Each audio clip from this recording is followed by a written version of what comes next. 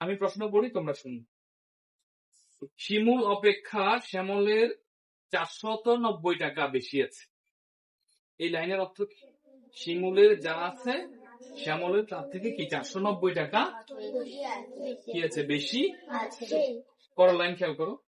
সৈকত অপেক্ষা শিমুলের 502 টাকা কম আছে। মানে সৈকতের যা আছে, হ্যাঁ, শিমুলের 502 টাকা কম আছে।